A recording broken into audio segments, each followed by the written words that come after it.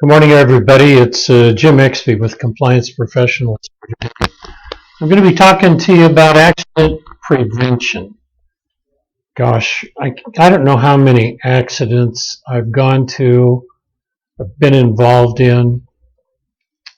So many of them never would have happened if somebody would have just done a little bit of prevention ahead of time.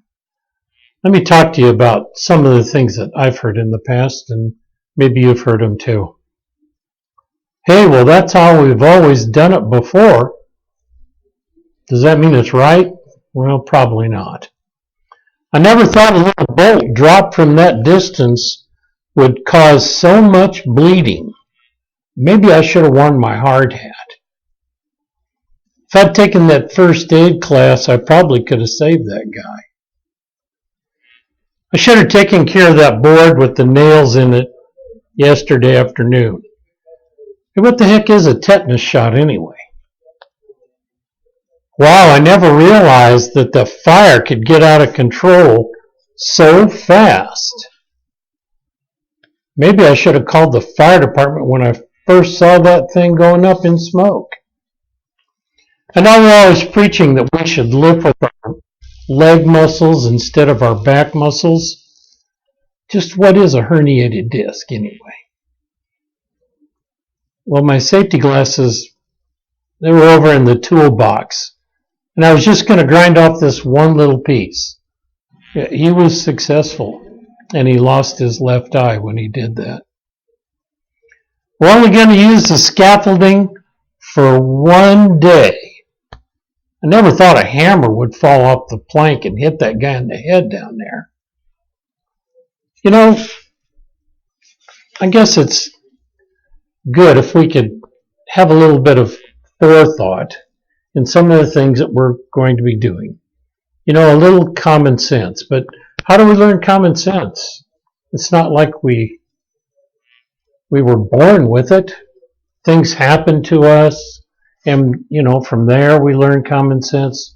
We see other people doing things, maybe doing something wrong, and we gain some common sense and knowledge. When I was a little boy, 3 years old, I took one of my mother's bobby pins and oh gosh, you know, stuck it right in the outlet and it flipped me across the floor. I gained common sense that day. Things like that happen to us. Let me tell you what the experts say about accidents, on-the-job accidents.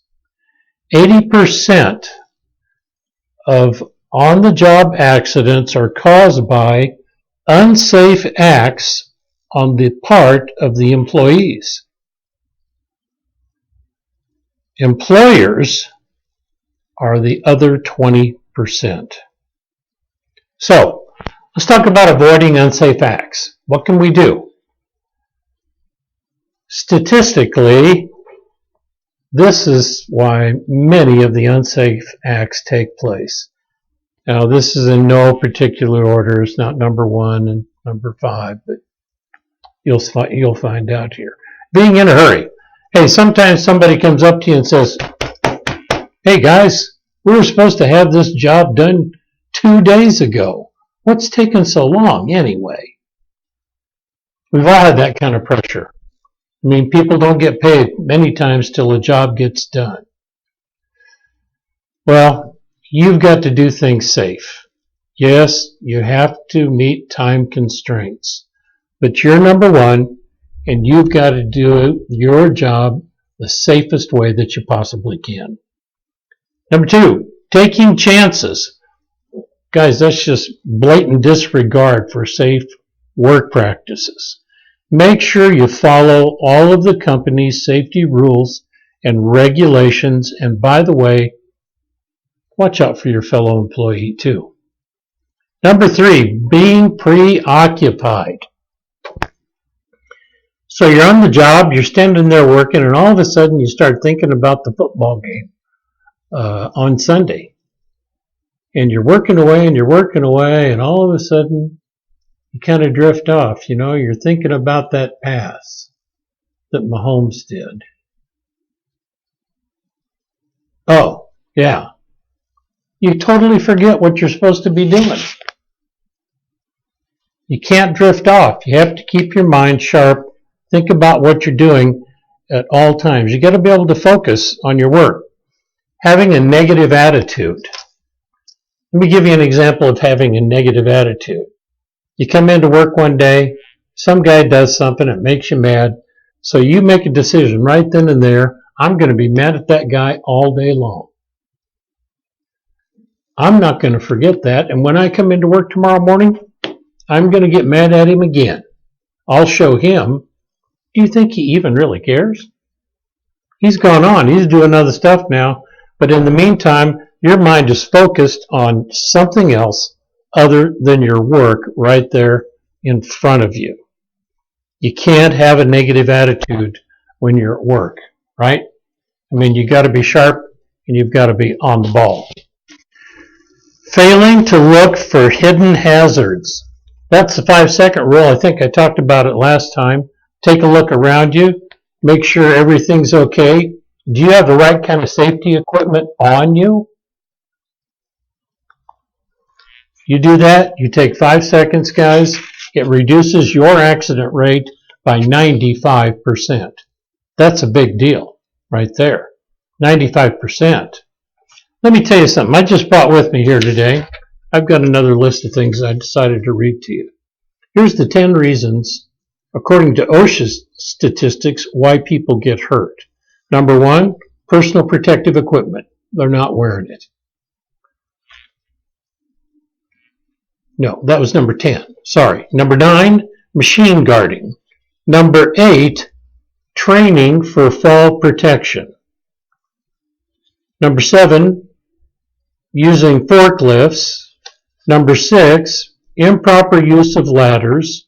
Number 5, locking out and tagging out equipment.